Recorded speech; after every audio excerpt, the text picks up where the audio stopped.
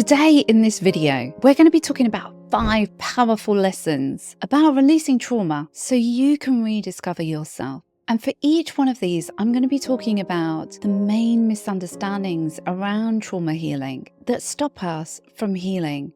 We're going to look at what is trauma, what are the mistakes that we can make in trying to address and heal trauma, and what do we have to do to be able to heal trauma, and what results we can get when we are actually healing trauma as well. These lessons are coming from years and years of trying things on myself as a guinea pig, but also from extensive research and also looking at spiritual texts as well, particularly looking at how the brain and spirituality connect. Unlike other advice, this is focused on you releasing your emotional baggage with actionable steps, knowing what to avoid so that your life can become better. It can be a life that you love. We're going to cover 5 powerful steps, and the last one will completely change how you see your past experiences. So stay tuned till right to the end.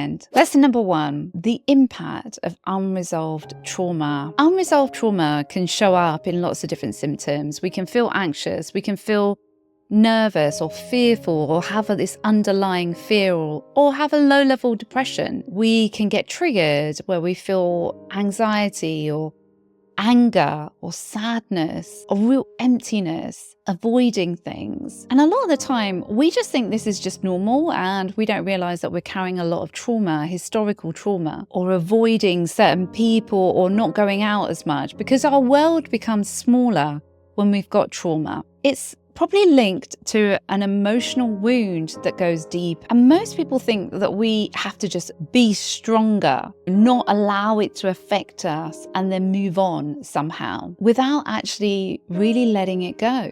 It's like carrying a wound and pretending it's not there. All it does, it leads up to more trauma because we've got unrealistic expectations of what we can do with this massive wound that we've got. It leads to an emotional build-up where we're thinking that we should be doing better and getting more and more frustrated with ourselves. We need to face it head on to heal it so you can move forward, and that can free you. And it brings so much more compassion and love to ourselves because what we're asking for isn't unrealistic, and we stop that judgment that we have towards ourselves. When we're avoiding those uncomfortable emotions, we're actually creating a fear around the emotional experience. It's like, I don't want to feel that right now.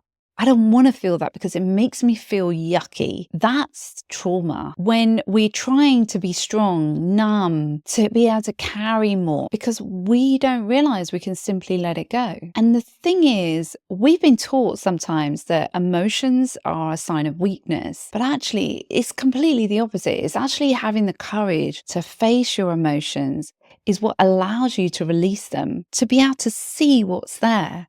So the actionable step that we can take today is start identifying an area in your life that you feel stuck, somewhere where you feel like you should be able to move forward, but don't know why you just can't. And reflect, is there another reason why you're feeling like this? Is there this icky feeling that maybe you feel like I'm not worthy or I'm not a good person because I did something bad some time ago? Isn't it time to let it go? Make a commitment to explore this. Don't be afraid of feelings of guilt and shame. Explore it so you are able to let it go. Otherwise, we get into this mode of feeling like we need to be punished, that we're not good enough for all the good things that come in our life. But that's not true. It's just an emotion. Lesson number 2. Shame is often totally overlooked. We don't want to feel shame because we will die in shame. When you feel that embarrassment, we could die of embarrassment. It's a horrible feeling, but it is one of the most toxic emotions that can make you feel unworthy. It's got a very low level frequency. Dr. Frank Anderson, who's a trauma expert, says that shame is normally rooted in relational trauma. So we're relating to people, we feel ashamed of ourselves because of what we've done to another human being. There is no one on this earth that hasn't done something to someone. But if we don't address that feeling of shame, we're going to end up self-sabotaging ourselves. We get into these cycles and we don't know why we're doing half the things that we're doing. Instead of burying the shame, avoiding it, acknowledging it is normal. It's normal to feel that way when we have empathy. We care about another human being and that it's okay to make a mistake and that it is a past trauma. We can then start that process of self-forgiveness where we might have done something small, but in our own mind, we're still beating ourselves up about. The truth of the matter is we've all done something that we wish we hadn't. And we can face those feelings of shame and guilt. And as we do that, we become vulnerable, but we also allow ourselves to feel compassion and understanding for others and that want to stop anyone else from suffering as well. Instead of allowing ourselves to be beaten up for a past mistake, what we're doing is we're saying, it's okay, I can forgive myself, but now I'm going to be a person that goes out into the world and doesn't want anybody else to suffer either. You become that role model. And it's that release of that suffering is an incredible release where you're really truly healing trauma. So the next step that you can take is really look at the next time you feel shame. Don't bury it. Don't suppress it. Just pause, acknowledge it and think, yeah, this is what makes me human. This is what makes me a good person because I acknowledge when I've done something to someone else that I wish I hadn't. But I'm a human being and I can forgive myself. And remind yourself what you have done doesn't define you. That's not who you are. That's your action. That's not who you are. Okay, lesson number 3, facing your pain before it becomes a huge crisis. Look, if you're anything like me, I didn't really go down my healing journey until my whole life fell apart. We don't want that. So many people only wait until there is so much intense pain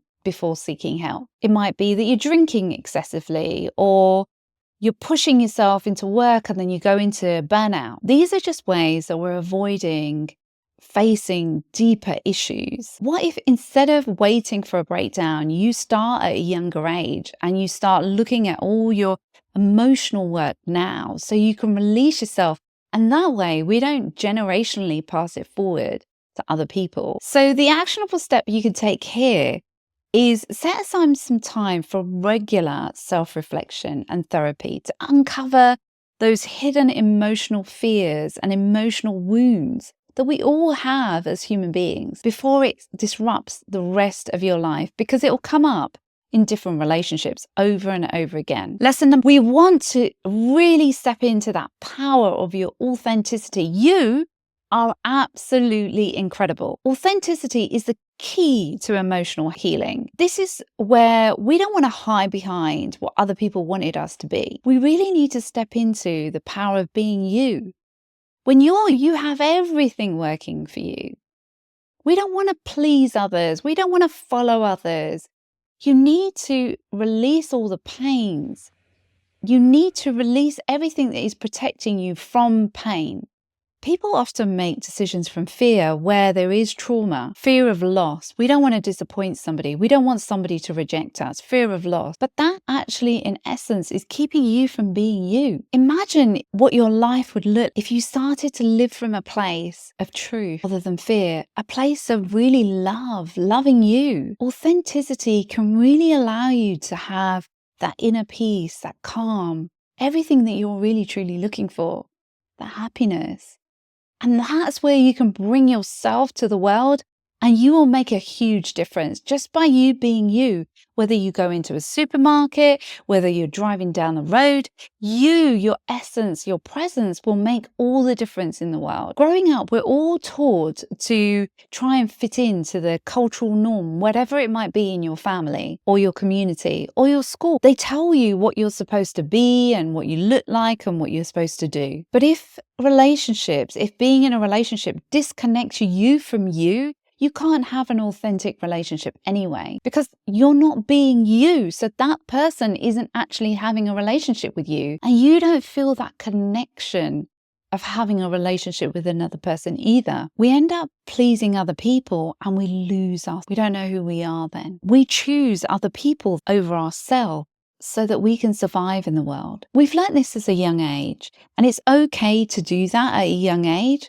But now we want to shift it so that you're not doing that anymore as an adult. You want to be you. What we want to get to is acknowledging that We can love people and go, you know what, you've hurt me. It's about being authentic with all the different aspects. There's not just one way of doing anything. Sometimes we've been brought up that if you love your parents, you never think that they hurt you or harmed you or caused you trauma in any way. What if you love them, but they made a few mistakes, and off of that, you are experiencing trauma and you're carrying trauma? It's okay for you to acknowledge that. It's okay to acknowledge your feelings. It's okay to choose yourself now. So actionable advice is start being really honest with yourself. It's okay to be honest. You're not doing anything wrong by acknowledging that maybe someone made you feel fearful or sad, or that someone was controlling your decisions. Acknowledge it. And that is one small step to being your authentic you,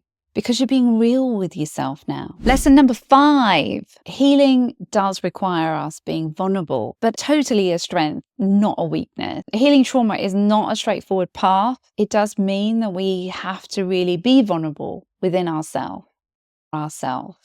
And it's only when you really experience this that you start to see yourself in a vulnerable way, that you're facing the fear of being vulnerable, that you start to see that it's not a weakness, it's genuinely a strength. And it opens a door to deeper connections with other people and your own personal growth. Trauma is locked into our body. If you think about how we experience life through our thoughts. We can hear our mind thinking, our emotions, what we're feeling, and then physical sensations, what we smell, we hear, we feel, all of these things. Trauma gets locked into our physical sensations in our body. We feel it in weird and wonderful ways. We feel the emotion associated with the trauma. And we also have some thoughts around it, like, I'm not good enough. It might be that horrible, yucky feeling where I feel ashamed of having something because I don't feel worthy, for instance. And I can feel that sensation in my stomach. You'll feel all of this, but sometimes we need to get past all that numbness